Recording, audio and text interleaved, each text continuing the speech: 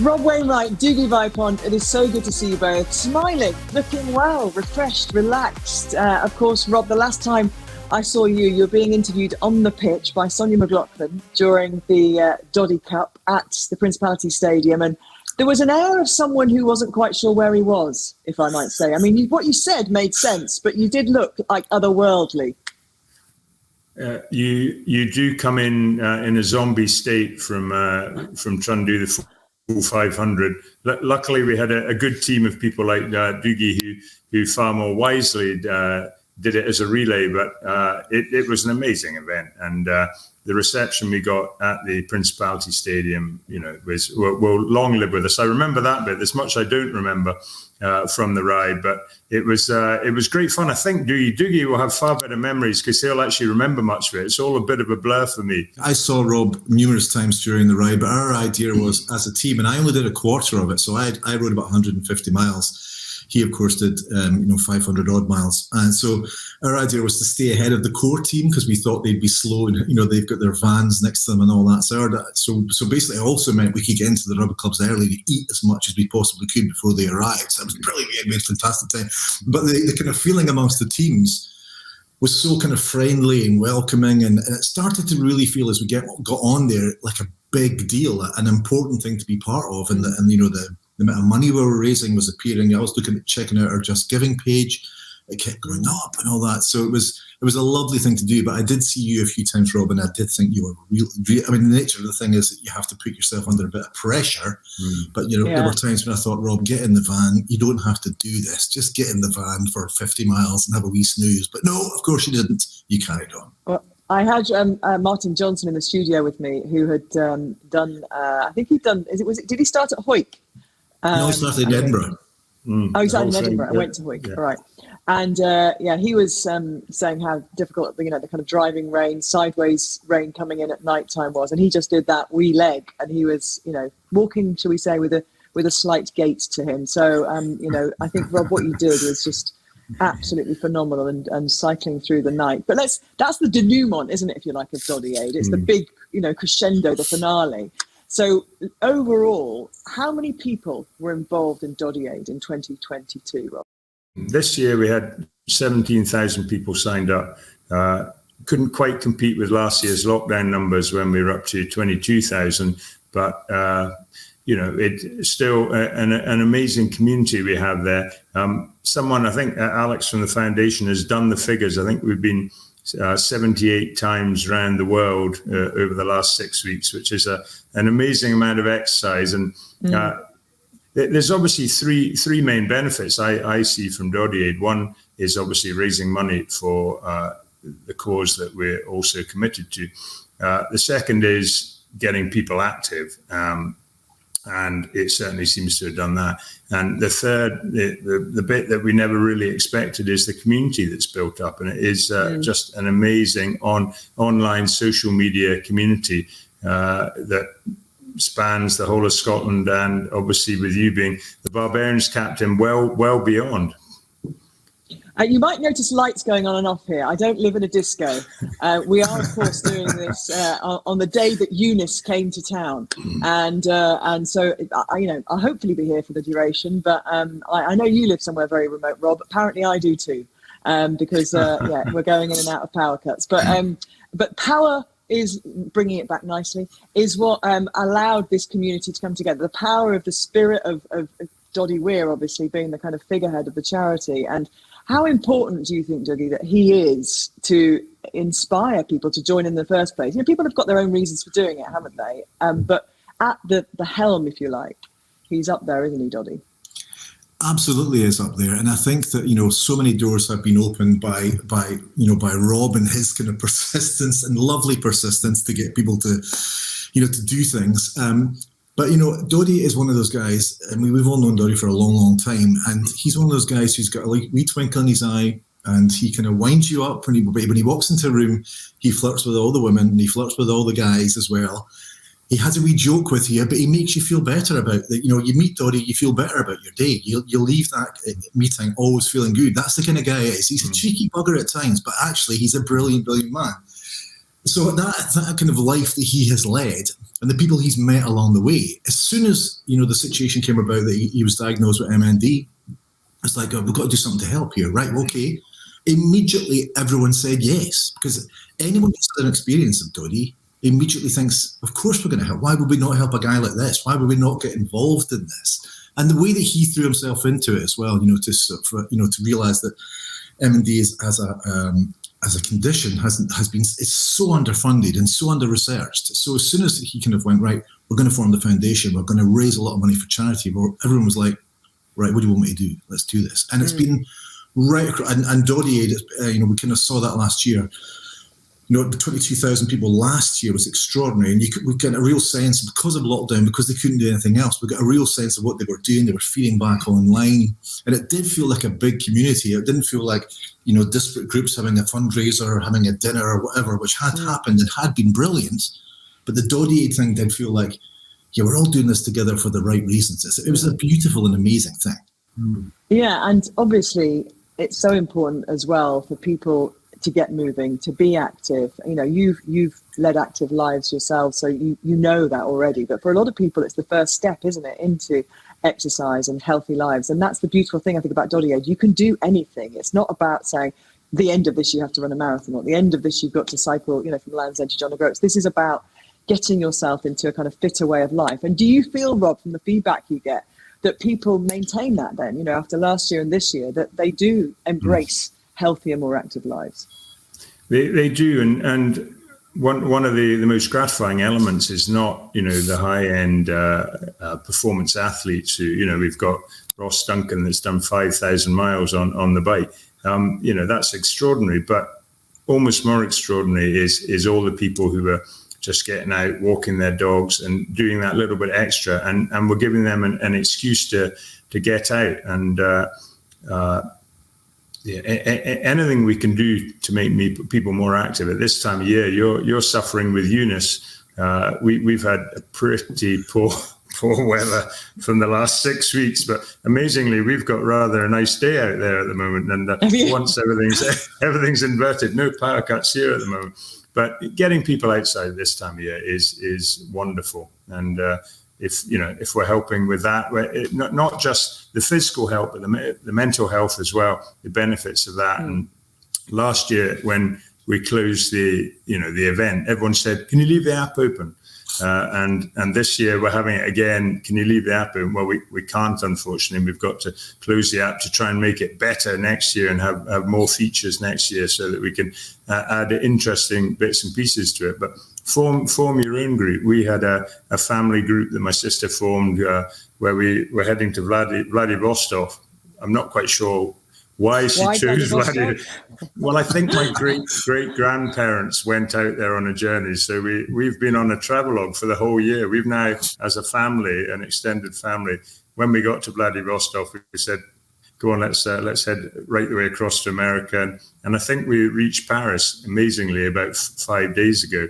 Good. I'm glad you're back this side of the world, because I don't want to be across there at the moment. Things are a little bit spicy. So check your route carefully on the way home. What amazes me about Doddie Aid as well is Doddie, from the very beginning, has captured the public's imagination, whether it was his incredible appearance at Sports Personality of the Year or the work that he'd done on BBC Breakfast with Rod Burrows as well. And, his ability to kind of embrace, people and get the media on side. That's not something I think which should be overlooked. And Doddie Aid itself has done that. The appearances on BBC Breakfast and obviously on the Six Nations coverage last week, 5 million people watched that match. So that's an enormous reach, isn't it, that you've managed to achieve in that time, Rob? It is, and it was interesting doing the breakfast interview with Mark Bermontown with Davy Shiv, and Mark made the very valid point that before Doddie got this, MND was Stephen Hawkins, wasn't it? That was it. It was just some distant thing with a guy that who's had an amazing brain, but the rest of his body wasn't really very functional. And that's about all we knew. Whereas now it's right there in everyone's lives. Everyone's aware of it. And it's a cause that so many people want to get behind. Hence, all the money that's been raised, 12 million by the foundation so far, is quite staggering over, the 5 years that it's been going. And in terms of the money raised from this year's Doddie Aid, are the final figures in? There'll be bits and pieces coming in, but let's say that we are knocking on the door of 900,000, which is obviously brings a lot of joy. That's just an unbelievable amount of money. Last year we broke 1 million, and it's always a nice target. So a hint of disappointment, which I will put away because it's ridiculous. 900,000 is amazing.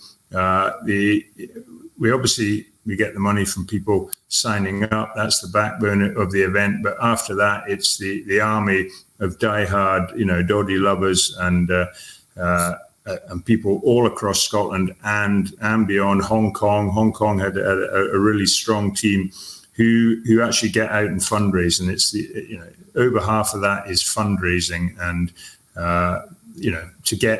to motivate people to get out, to go back and ask their friends and family for a bit of money to support them in what they're doing is uplifting. It really is to think that 500,000 of that was raised by individuals fundraising.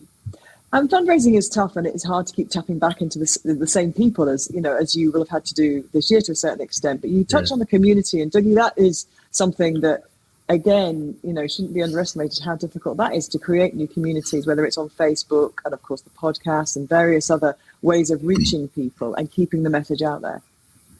Absolutely, and I think last year, because it was middle of lockdown, no one could go anywhere else. We were all locked into Doddie Aid. So we had a captive audience. So the fact, I know you're feeling slightly disappointed, Rob, but I think absolutely not. Reason close to £1 million, £900,000 is an extraordinary thing because this year the pubs are open. There's rugby on. There's other stuff to do, weekends and all that. But you can go out your house. You can actually. Whereas we had them captive and captured last year, and it was a brilliant thing.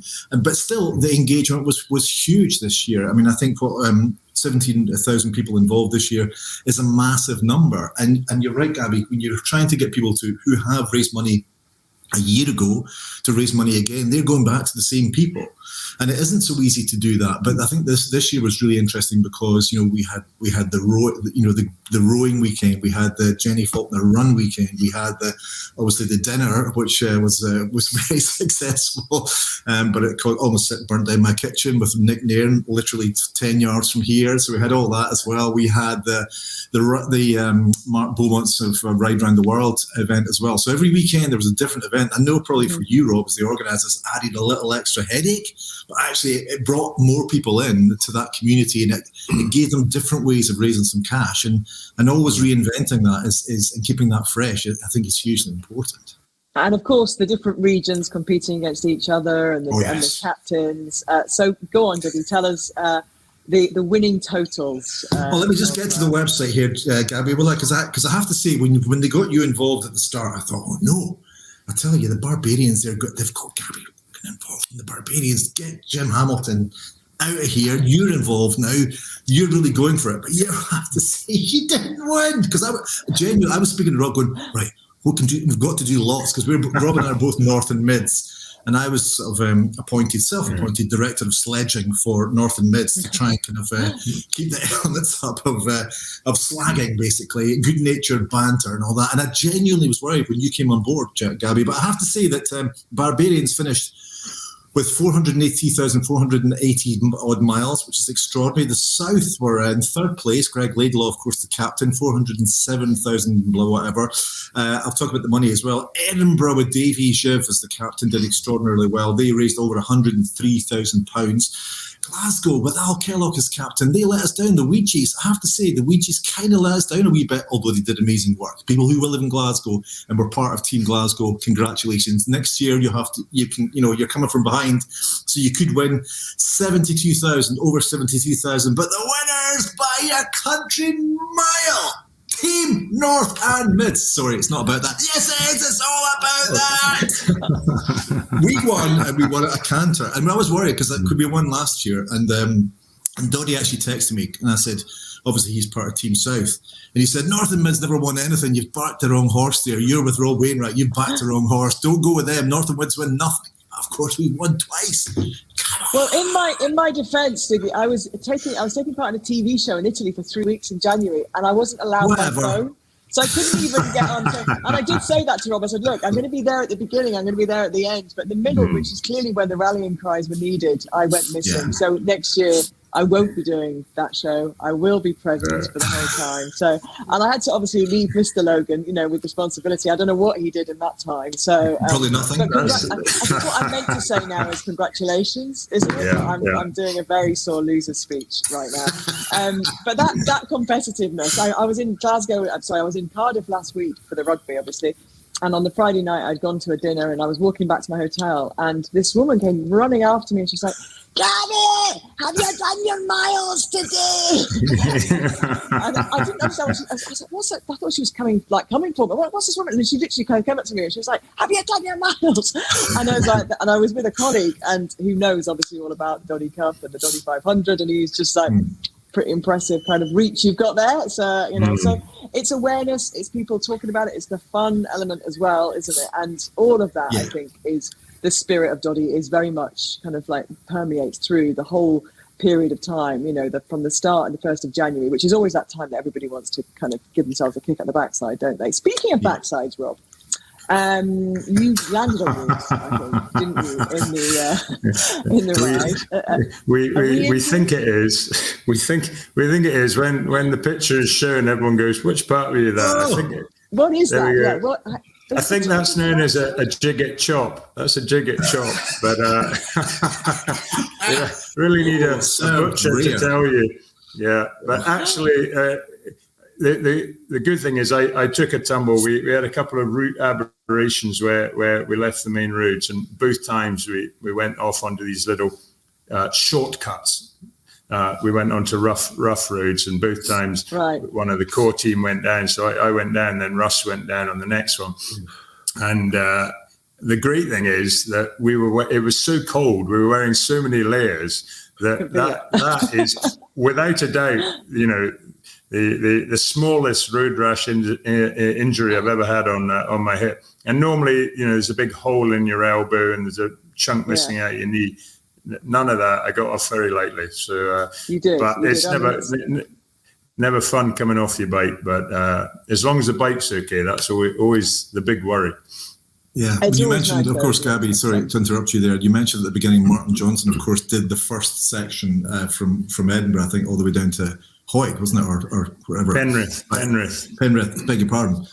He fell off in the first morning before he even got on his bike. He had his trainers on. He was walking to the start point, and it was so icy. He actually fell on his backside. So I saw him before he got on his bike, and he had a sore one. He'd actually landed on his backside before even getting on the bike. So that was at the point where we were going, let's all be careful. And for the team photograph leaving Murrayfield, we weren't allowed to stand on the steps there because it was a sheet ice there. You're thinking, oh my God, what are we doing? But so Martin actually fell before he didn't mention that, funnily enough. Yeah, well, there you go. He probably punched me when I see him.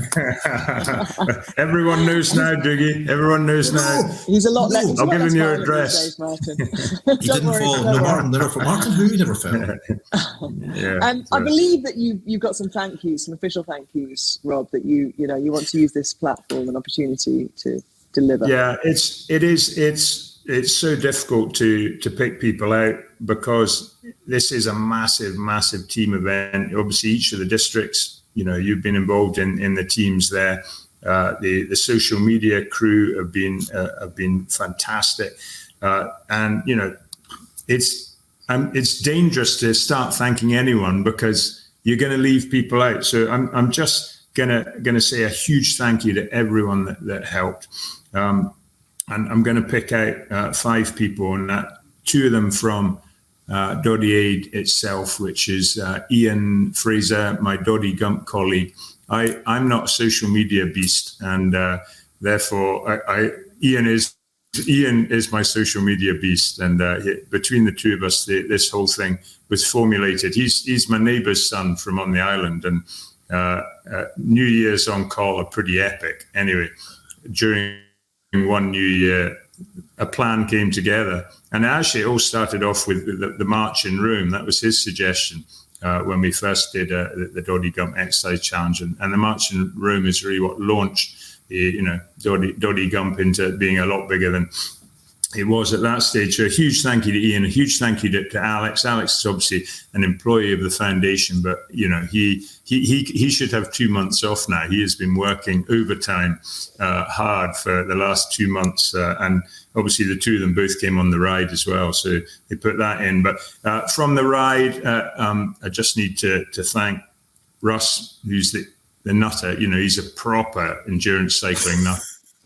He cycled up to Edinburgh in order to cycle back down with us, and Russ, and he literally, he is ringing me, minutes after we finished the event, saying, so I'm thinking next year, maybe we should do this, maybe we should do from Rome next year. So maybe somebody needs to buy Russ a holiday. Maybe somebody should just send Russ away for a few days. He's just had his holiday. He cycled from that was his holiday. Russ is amazing, and he was the backbone of the core team, having already done 500. But the other two in there is Mike Griffiths, who organised the whole of the 500, is just an unbelievable man for the logistics and admin, and a huge thank you for him. And normally everything gets pretty stressed once we hit the road, but this year everything fell into place beautifully, and I think he actually quite enjoyed it, which is unusual. And I'm hoping that he'll be relaxed enough to actually ride it next year. And final thank you to Mark Bowman, who's obviously been a cornerstone of many of the events that we've done. Brought in a huge amount of sponsorship for the ride. So, picking out 5 people, I could have picked out 200 people, and I feel bad even picking people out, but I had to mention those people. But it's been a massive team event, and I just want to look everyone in the eye and say thank you so much for helping us organize it, for encouraging people, for getting your friends involved, and for taking part, because it really is a participation event. And both Doddie Aid itself and the 500, everyone that took part, I hope, has had an amazing time. And it certainly looked that way when I occasionally caught up on the ride. I'll give you my lowest point from the ride is when I checked the WhatsApps from my family, and my son, who was doing it in a team from Dollar, said, "That's us at Gloucester. I'm going to get my head down for a while now." I hadn't actually arrived at Talgarth, the stop before, so I was 5 hours behind him on 20 minutes sleep, and he was saying, "Yeah, it's been really tough, but I think I can get my head down now." That was a particularly low point to pick yourself back up from, I can imagine. There are competition winners to announce as well, aren't there? Do we have some? There are, but sadly we've failed in our admin, but we have 2 schools competition. We've got a handout, which was a lottery for schools that got involved, and we've got the school that signed up the most people. I'm suspecting we can say it's George Watson's school, but I wouldn't like to say that for sure, because they when I last had a massive. But we've also got the club competition and the giveaway competition. They will be announced on social media as soon as we've got the results. Okay, and so I think it's probably worth just reminding people who've put this magnificent effort in, and all the people you've thanked, where the money goes and what will happen to their hard-earned fundraising cash, because it is such a welcome kind of gift to the foundation in terms of, it's this massive injection of cash. Where does it go? The majority of it goes to research, and one of the highlights of the curry night we had was a chance to chat with Sean McGrath, who is the medical lead at the foundation, and go over exactly where we are, because everyone wants to know, is there a breakthrough around the corner? So the majority of it is going to that. I would direct people to the foundation website, where there will be regular updates on that. What we're looking for is drug repurposing trials, and then drug trials involving lots of MND sufferers to actually test whether these things work. If they work in the lab, fine, but then you've got to go in there and do in vivo, using actual sufferers and seeing the effects. So hopefully a lot of them being launched. That's the main thrust, but there's an awful lot of money that's channeled through other M&D organizations as well to support sufferers. And, we lost an M&D sufferer, Crawford Stevenson, on the island last year, and I saw a lot of the things he needed and his wife needed in order to cope with the disease, and specialist beds, turning equipment so that in the middle of the night, Kathy didn't have to get up and turn Crawford over by hand, but could actually press a button and a sheet rotated and rolled him over.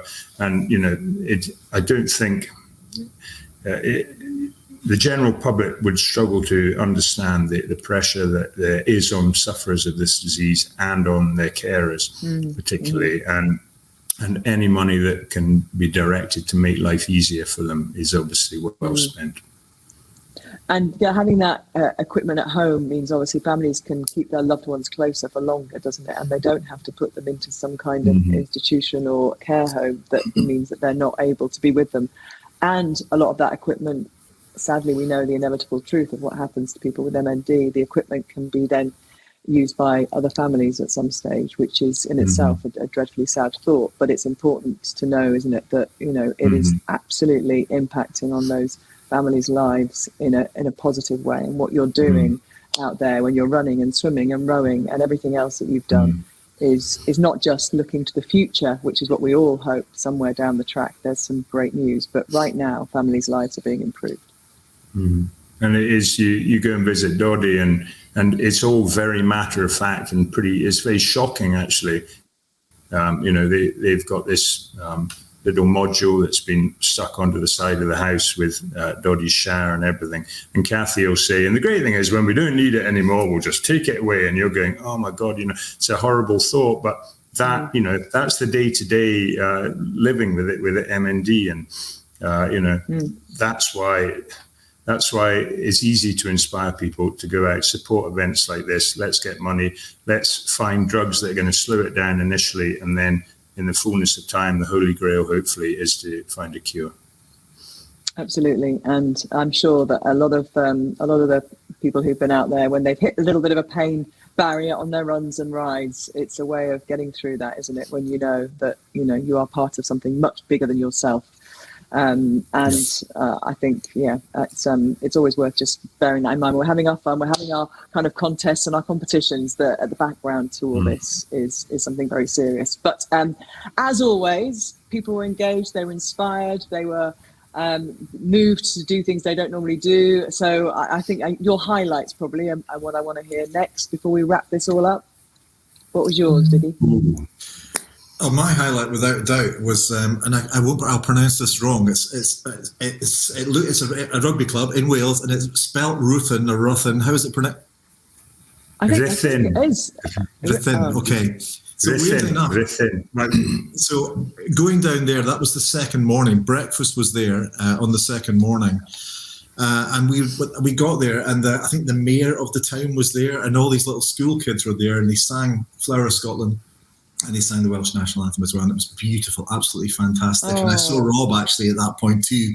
And then when we left there, there was primary schools out in the streets, like as we were riding past. It was unbelievable. I waved, went past, and whole school was out on the pavement waving at us and cheering at us as I came around the corner. I was riding on my own by this point, because I was pretty slow.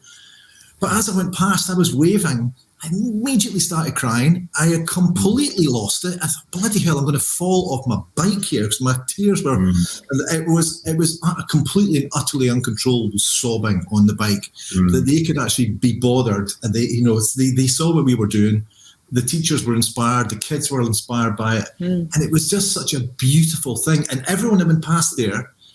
We talked about it at the next stop. I said, what was that like? And everyone went, yeah, that was a really special moment. And it was a really brilliant moment. And it's something that, had I not been part of the Doddie 500 ride, I wouldn't get a sense of how important, because I think Rob did an amazing job, particularly in Wales, to get the publicity that he did. Mm-hmm. And I think you were in more news programmes in Wales than certainly you were in Scotland. And it was extraordinary. And the Welsh people really kind of got a sense of what we were doing, the importance of it. And that was an amazing. And do you know what I think, Dougie, as well? The journey being that direction as opposed to the other direction, and that sense of, the Welsh love that fixture anyway, whether it was called the Doddie Cup as it has been for the last few years or not. It's one of those, it's a fixture they love to win, apparently, in Cardiff, but they love it. And the Welsh people love welcoming the Scots. Traditionally, obviously, back in the day, it was whole rugby clubs coming down, and I think that spirit lives on, doesn't it? And that's a way for people to express that spirit. But also, as you say there, those kids, the teachers will have engaged those children into what was happening and what it's about, and you can imagine a child's interest being sparked. There might be a future scientist who sat down and gone, what? We don't have a cure for some diseases, and that's the bigger picture, isn't it, of this? Engaging people in all kinds of levels and all kinds of ways. And you can only do that by actually going through somebody's town sometimes. So the power of your movement, you don't know where it's going to go. 20 years time, some kid says, well, actually, this is where I got interested. So hopefully your tears were not in vain. You almost brought me to tears then. Rob, your the great thing is that go on. Yeah, my highlight, I'm going to save time here. My highlight is also the same. And everyone was tired and emotional. And I mean tired and emotional in the very proper sense of the word when we got to Ruthin. We'd come through the night. Many of us had not slept or had minimally slept. And when we left Birkenhead to go into North Wales, as the sun came up, it was incredibly beautiful. But we went from very flat roads to some horror climbs. And as organisers, we made a bit of a mistake in that we didn't really organise breakfast at Birkenhead. We said, get a bit more, we'll get a couple miles in, we'll get to Ruthin, and then we'll have breakfast there, which meant that a lot of us bonked, which is this cycling term where you literally run out of glucose in your blood. And I was going up the second of these hills, and I wasn't, crying or singing or anything. I was just swearing a lot at these bloody hills that just wouldn't end. So to get over that, tired and emotional, down to Ruthin, and the reception we got, I tell you, when they started singing, there was hardly a dry eye. Everyone was looking to the ground and, trying to keep, cover their eyes. But it was very, very emotional. And I'd second what he says there, the welcome we got in North Wales. And I'm hoping, there's always an element of looking ahead. We don't know what the ride will be next year. But in terms of Doddie Aid, I've always had a hope that we could expand it beyond the Scottish districts. And you're never quite sure where we might be going. There may be a sort of charity clash if we tried to get Yorkshire involved. But I don't think there'd be any reason why we couldn't invite North Wales, have a GOGS team from North Wales taking part in Doddie Aid after the reception we got there. A lot of it down to the Ruthin team led by Rob Boynes, who was an extraordinary character who cycled a huge amount of the ride, and when we got there had organised all this stuff. He's obviously a bit of a local legend in North Wales, I think. Well, those legends only come out, Rob, because you have a very persuasive manner, So I think a lot of people have felt that over the last 8 to 12 weeks. Apologies, everyone. No, you're never forgiven, Rob. Never forgiven. You're all right. Well, there's one other thank you I need to, which we haven't touched upon, but. Sir Chris Hoy has been a massive supporter of us, and we've had these Zwift events, twice a week, and we've had Louise Minchin and Laura Winter and various other people helping out as the sweeper to keep the people at the back of the peloton. But Chris brings a lot of high end guests along, and he. Somehow or other this year, he started doing sprints at the end. Last year, it was, come on, should we have a sprint? And Chris was going, no, don't do that anymore. And this year, for some reason, he got all excited. He decided to go for it. He's unbelievable what happens when he puts a foot down on the gas, because everything's virtual. We're all holographic avatars, and then suddenly this thing goes past you twice the speed you're going, whoosh, and just has disappeared. And well, that's Chris. Mr. Logan has become addicted to Swifting since the start of Doddie Aid this year. All of his miles have been on Swift, so and he's got me Swifting as well. So but you can't help yourself, can you? When somebody from Belgium's just on your shoulder and you think, I'm going to give you a little bit of gas now, and then 2 seconds later you're at the side of the road panting away. Yes. But I think it's good fun. It keeps you motivated, doesn't it, when you're not feeling quite up to it. So well done, Chris Hoy. He did a great effort and engaged a lot of people, and I know he's a enormous supporter of the charity as well. So he is, and we did try and get him to come and do a bit of the 500. He wriggled, he squirmed. He's a man that a kilometre's a long way for him. So Stanbourne is going to be more nagging and pestering and questioning Chris, and maybe we'll get you. He did want to come and do a section with us, but he had work commitments. He hurriedly organised. Suddenly got himself involved in the Winter Olympics or something. I'll come and work for free. I'll do a free night for you, please. Guys, thank you so much for your time today and giving us a kind of upsum of everything that's happened over the last couple of months, and especially over the last week or so. And I know you've done your thank yous, and a general thank you out to anybody who signed up, who was part of the 2 million miles covered this year for Doddie Aid, who was part of the fundraising, or whether you supported somebody, we really appreciate it. Or whether you're somebody who came out in Ripon to cheer on our cyclists, we really, really appreciate it. And thank you both for keeping on inspiring people to be part of Doddie Aid. Well, thank you, Gabby, for leading the Barbarians, and in the spirit of competitiveness, we hope that the Barbarians will beat the North and Midlands next year, but we don't expect it, but we hope it.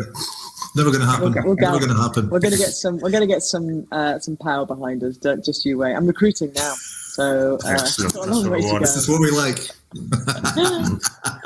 I don't think Gabby likes losing. This could be a very powerful lever. This is a good thing. This is all about. When I got my phone back and kind of eventually and asked how things were going, Kenny was like, "Oh, not so good, not so good." I was like, "Oh, brilliant! Thanks for that, Kenny."